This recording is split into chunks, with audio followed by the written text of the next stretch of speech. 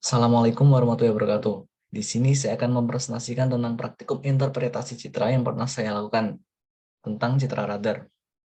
Sebelumnya perkenalkan, nama saya Ferry Ferdiansyah dari Sistem Informasi Geografis Angkatan 2021 dengan NIM 21-47259-SV-19166. Nah, pertama kita masuk ke bab pendahuluan atau pengenalan terlebih dahulu. Apa sih radar citra itu? Radar citra merupakan salah satu data penginderaan jarak jauh yang menggunakan sistem aktif. Sebelumnya, penginderaan jarak jauh ini dibedakan menjadi dua berdasarkan bentuk energinya. Yang pertama yaitu penginderaan jauh dengan sistem pasif, yang kedua yaitu penginderaan jarak jauh dengan sistem aktif. Penginderaan jauh sistem pasif adalah penginderaan jauh yang menggunakan energi yang berasal dari objek. Energi dapat berupa pantulan dari sumber lain, yang dalam hal ini umumnya adalah energi matahari. Energi dari matahari dipancarkan ke objek dan kemudian terpantulkan menuju sensor. Energi dapat pula berasal dari pancaran suatu objek seperti sumber-sumber termal, misalnya seperti lokasi kebakaran hutan, sumber panas bumi, dan lain sebagainya. Sensor satelit sistem ini tidak membangkitkan energi sendiri. Berbagai satelit sumber daya seperti Landsat, QuickBird, Iconos, dan lain-lain termasuk ke dalam sistem penginderaan jarak jauh dengan sistem pasif. Yang kedua yaitu penginderaan jauh dengan sistem aktif. Penginderaan jauh dengan sistem aktif adalah penginderaan jauh yang menggunakan energi yang berasal dari sensor tersebut. Sensor membangkitkan energi yang diarahkan ke objek. Kemudian objek memantulkan kembali ke sensor. Energi yang kembali ke sensor membawa informasi tentang objek itu sendiri. Serangkaian nilai energi yang tertangkap sensor ini biasanya disimpan sebagai basis data dan selanjutnya dianalisis. Penginderaan jauh dengan sistem aktif ini dapat dilakukan pada siang ataupun malam hari.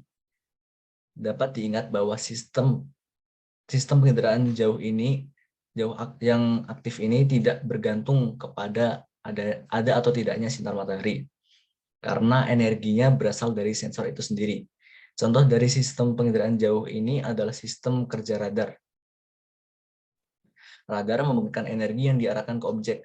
Energi yang sampai pada objek sebagian terpantul dan kembali ke sensor radar, kemudian kembali menangkap energi tersebut, kemudian energi tersebut melakukan perjalanan menuju objek kembali. Nah, poin kedua ini, radar citra ini tidak seperti citra multispektral yang menggunakan panjang gelombang tampak dan inframerah untuk memvisualisasikan citranya. Citra radar juga bisa memiliki beberapa saluran yang berdasar pada julat panjang gelombang yang digunakan. Contohnya seperti saluran C, S, L, dan P, yang masing-masing band tersebut memiliki kemampuan yang berbeda-beda dalam mendeteksi objek. Band-band tadi memiliki panjang gelombang yang berbeda-beda. Seperti band C tadi memiliki panjang kisaran 3,8 sampai 7,5 cm. Sedangkan band S memiliki panjang gelombang 7,5 sampai 15 cm. Kemudian band L memiliki panjang gelombang 15 sampai 30 cm.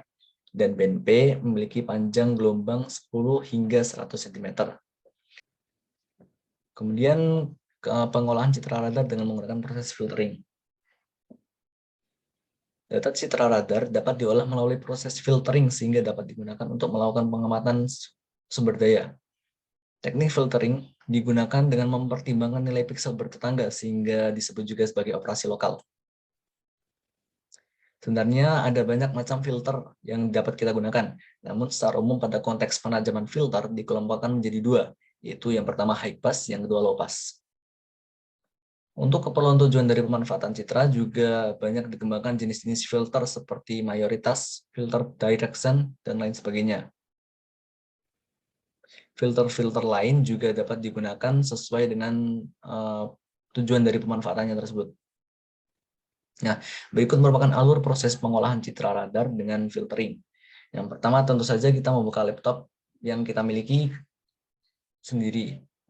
Ini saya menggunakan laptop Asus VivoBook yang memiliki RAM 8GB dan SSD 512GB. Kemudian membuka software NV Classic 5,3. Setelah itu menambahkan data band citra radar yang telah dimiliki untuk dilakukan filtering. Kemudian pada NV, memilih menu filtering, lalu klik Tools Conflation and Morphology. Selanjutnya, mulai melakukan filtering dengan menggunakan semua menu filter yang tersedia pada Tools Conflation and Morphology tersebut. Dan hasilnya berupa band citra radar yang telah dilakukan filtering dengan berbagai jenis filter yang ada. Nah, berikut merupakan cuplikan video praktik yang telah saya lakukan sebelumnya. Silakan disimak baik-baik videonya. Pertama-tama kita membuka software NV Classic 5.3 terlebih dahulu.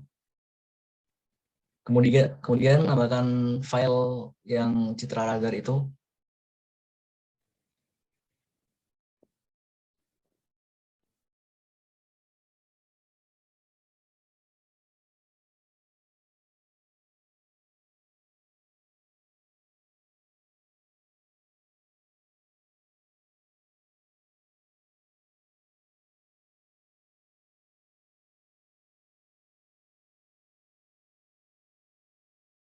Nah, kemudian kita melakukan load band terlebih dahulu citra radarnya. Seperti ini penampakannya citra radar sebelum dilakukan filter. Nah, kemudian tadi kita masuk ke bagian menu NV, lalu memilih bagian filter. Setelah bagian filter diklik, kita akan mendapati tools, yaitu Conflation and Morphology. Silakan dipencet itu, kemudian akan tertampak jendela seperti ini. Setelah itu, pilih bagian yang Conflation ini.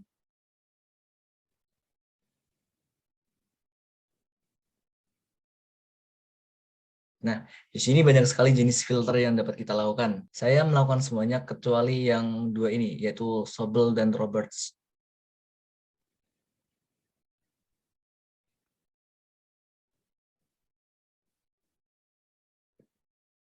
Nah, untuk kanal size-nya ini bisa diatur sesuai keinginan kita, mau itu 3, 5, atau bahkan 7.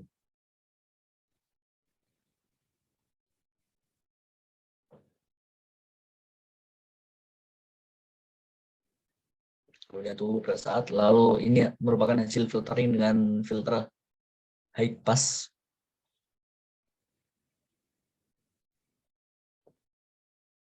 Kemudian kita coba menggunakan filter lainnya, yaitu yang low pass. Kanal size-nya juga bisa diubah seperti yang tadi. Nah, ini merupakan hasil filter dari low pass. Bisa dilihat perbedaannya.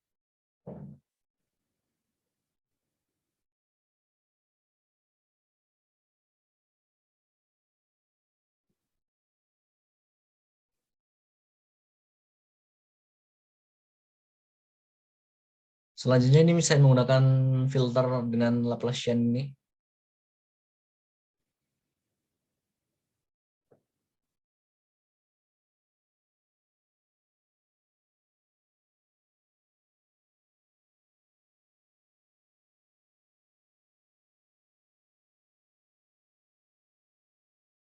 Ini merupakan hasilnya tadi. Kemudian menggunakan filter directional. Nah, ini uniknya kita menggunakan sudut sebagai acuannya. Mau itu dapat 45 derajat, 90 derajat, atau bahkan 180 derajat. Sesuai keinginan kita. Tapi di sini saya menggunakan yang 45 derajat.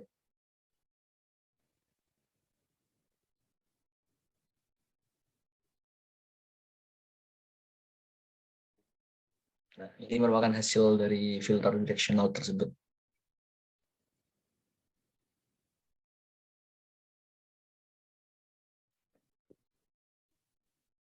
Nah, kemudian saya beralih ke filter yang Gaussian high pass.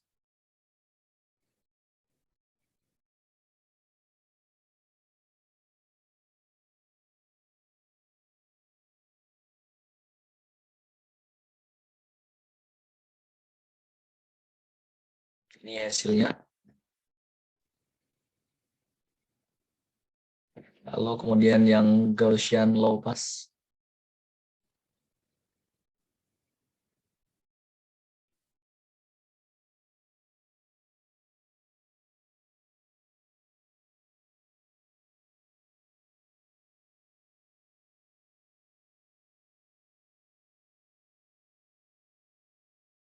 Ini menggunakan median.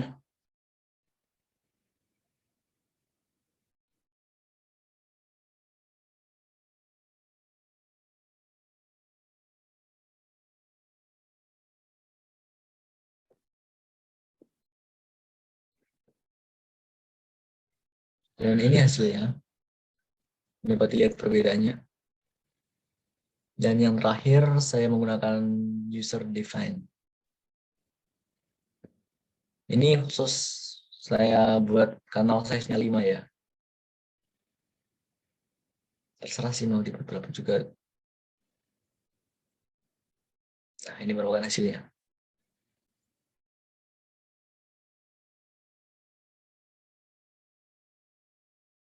Nah, saya rasa sampai situ saja cuplikan videonya. Nah, berikut merupakan berbagai resolusi yang ada pada citra. Resolusi pada citra dibedakan menjadi 4. Yang pertama yaitu resolusi spasial, yang kedua resolusi spektral, yang ketiga resolusi radiometrik, dan yang keempat resolusi temporal.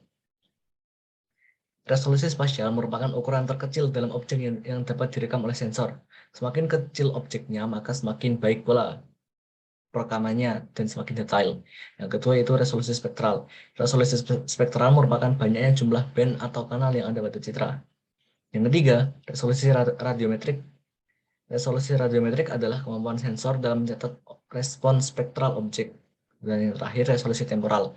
Resolusi temporal merupakan periode ulang sistem penginderaan jauh tersebut merekam kembali pada wilayah yang sama. Saya rasa cukup sekian presentasi yang dapat saya sampaikan. Tapi sebelumnya akan saya sampaikan pantun penutupan terlebih dahulu. Menggoreng ikan bareng si dia, cakep. Gorengnya dipisah, jangan sekaligus, cakep. Cukup sekian presentasi dari saya, cakep. Semoga mendapatkan nilai yang bagus. Sekian dari saya, apabila salah kata saya mohon maaf. Wassalamualaikum warahmatullahi wabarakatuh.